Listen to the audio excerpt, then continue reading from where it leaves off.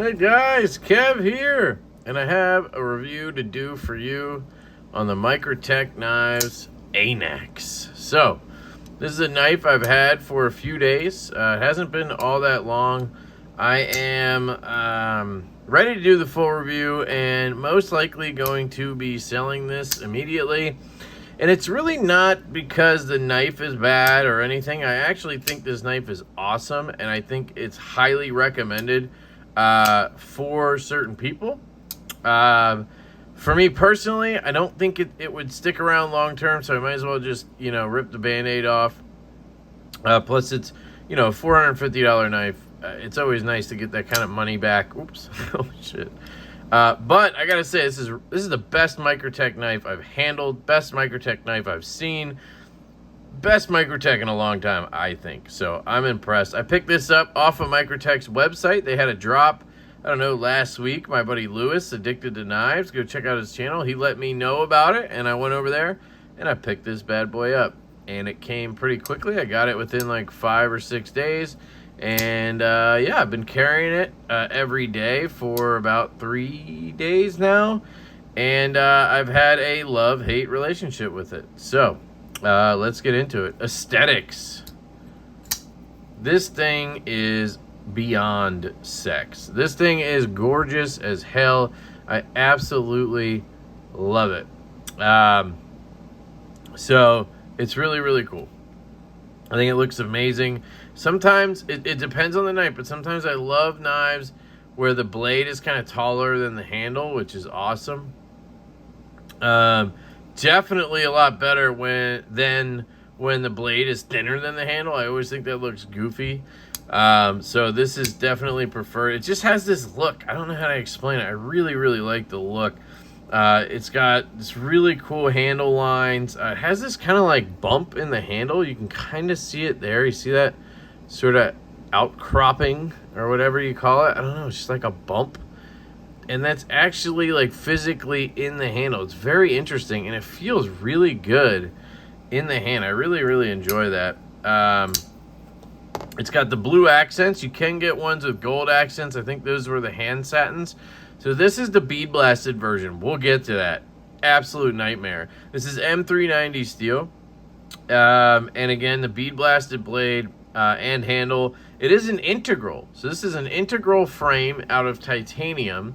$450. So not cheap, but for an integral made by Reich Knife, I think that's a good value right there. They're the same company that worked with Microtech on the SOCOM Bravo. I am surprised that Microtech is allowing them to put their logo over here. So I don't know if they're like partnered on this or something. It's very odd that their logo is on the blade. It does seem to be on some kind of loose bearings. It's hard to tell, but I feel like I see a cage and then loose bearings, and that's kind of how that Cybertrix knife is, which was from Reich as well. So I don't know. But this does come with 2 stupid lanyards, and it comes with a bit for the pivot and a bit for the hardware. Now, a lot of people have had trouble disassembling this. I didn't even try, but people have tried loosening the pivot because it was too tight. Like theirs didn't drop shut like that. And there's so much Loctite in there, they couldn't get it loose. So it's almost like they needed to give you 2 bits. Because look, it's not tooled on, or it is tooled on both sides, so it's a spinning pivot, I guess.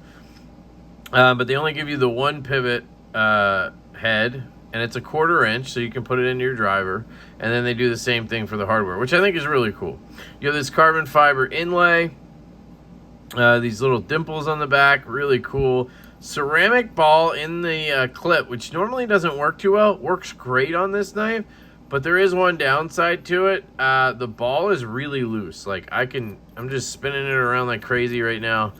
And what happens is when you're flicking or like whatever with the knife, you can hear it, and it kind of like rattles. So it makes it feel cheap because of that. Now, I've asked a couple people who have these, and they say theirs isn't that loose. So mine maybe is just looser than others. I don't know. But that's something to note aesthetically. The stop pin is absolutely just sexy. Look at that thing. Just overbuilt as hell. Just a sexy stop pin. I love that thing. You have an insane lock bar. I mean, look at this. The jimping is crazy on this knife. There's jimping right here, jimping right there, jimping right here, which is a little bit more muted here and a little more aggressive there. Jimping like crazy up here, that's super aggressive. The dimples back here, dimples right here. So you got a lot going on. You got the fuller that runs down the blade. I call it a blood groove because it does come out to the end. And then you got billboarding out the wazoo. You got Microtech Anax straight edge or single edge, sorry, 722, serial number 209, M390 steel. Then you got the Reich thing over here. So you got all that on here. But anyway, aesthetically, I think it's sexy as hell. It just is sexy. You got this sort of choil right here. Let's get into ergonomics. This handle, man, is super comfortable. I love this grip. You're talking about a big knife, 3.5 inches at least. Let me grab something we all know is 3.5 inches. That would be the CKF Evo 2.0, which might be a good knife to compare to this. Let's see. So blade length is a little bit longer than that. So this is going to be 3.5. That's probably going to be 3.75. Let's see. We'll compare it to the Craig Brown FSD. And we are just about the same, maybe a little longer on the FSD overall. So let's try the Grimsmo Rask. And that's a little bit shorter, so I don't know. Hopefully you guys figure it out. 3.6, 3.7 is where I'd go on this guy. One other one actually is the Jason Grant gripper. Again, another comparable here, very tactical kind of stuff. Let's see right there. Yeah, those are almost dead nuts the same. Look at that. Overall size is about the same on those. Excellent knife right there. All right, so the Anax. Again, ergonomically, super comfortable in this grip back here. Now, it gets a little interesting with the jimping. It's just too heavy on the jimping, but I can get over it, right? I don't actually hold my knife like this. I'm always going to climb up like this and then climb up on the blade like this. And there's no jimping here. It's actually a crown spine up here and out to the tip. Very nice. Super comfortable in hand. You can also choke back and lean forward, and then you have this sort of really thin jimping right here, which actually works pretty well. Really enjoy that. Disengaging, like, so if we're talking about ergonomics there, really good. I mean, they did a great job with the access to the lock bar. They maybe went a little crazy with the jimping on the lock bar, but hey, I'd rather have that than not enough, right? So that's comfortable. I mean, it's really overall a fairly comfortable knife. You do feel the clip as a lefty there a little bit. As a righty, no, I barely feel it at all, honestly. Feels good. So ergos, I think, are good if this is your size knife. Cutting. So I didn't cut much with it. I cut some shipping labels, and I cut open a couple packages, and I think just a little bit of cardboard just to see how it was. And it's fine. I mean, it's a relatively thin edge because it's a tall blade, right? And it's not super thick stock to begin with. And the grind is fairly tall. I mean, it starts here. It comes down to a decent edge. I wouldn't call it the sliciest thing ever, but for being a Microtech and being a tactical kind of knife, I think it's really good, honestly, in terms of cutting. You do have that fuller. I didn't notice things catching in there, but again, I'm not doing heavy use or anything like that, so grain of salt there, guys. I don't have a ton of experience with it, but I feel like for day-to-day EDC type tasks, this thing's going to be great. For heavy use work knife tasks, I think it would do the job, but I'm not the one to answer that question for you. Sorry. Carry. So this carries actually fairly well. The clip, like I said, is really good. Retention's good. This ball works well. Now, that could be hit or miss depending on how the ball is seated in there for people, but for me, it's smooth. Literally pops in, pocket pops out. It's not like some of the Leon Ma knives, you have to like kind of pop in and pop out. So I shouldn't have used that word earlier. This just goes in and out very smooth, but it's not like loose at all. I really like the carry on this. The weight is really good for a knife this size. All right, not really good, but it's good for a knife this size. I'd say it's average, right? It's probably in that 5-ounce range is what I would think for this knife. And that's pretty good for an integral like this, right? Talking about carry, there's these lanyards. I showed them in my unboxing, and They're the stupidest thing you could ever do to your knife. I mean, it's not even funny. They're literally cable. They're made out of metal wire cable, and you screw them down in here. So there's no lanyard hole for lanyard people. Nope. They just have a thing you screw in that is a metal cable that sticks out this far and either has a spike on it or a ball. And I guess you stick this in your pocket and then you can grab the spike or the ball cable to pull it out. I don't know why you would ever want that near your hand or wrist while you're using a knife. It is literally the stupidest thing ever. And when I ask people, why is it there? They say, well, Tony did that on the customs or whatever. And then to which I say, just because you do something dumb before doesn't mean you have to do something dumb later. So there was no need for that. I'm guessing I could have paid $400 without those. Like what? Just I'm baffled by those stupid lanyards. Somebody please in the comments tell me that you have one of these and you use those. Please. I would love to hear somebody who actually uses those. Like LeftyEDC88@gmail.com. Send me video of it. Like I just would love to see it. So anyway, carry's fine. Cutting we talked about. Sounds. The sounds are good on this guy. I mean, it's an integral and it sounds like any other knife, which is good.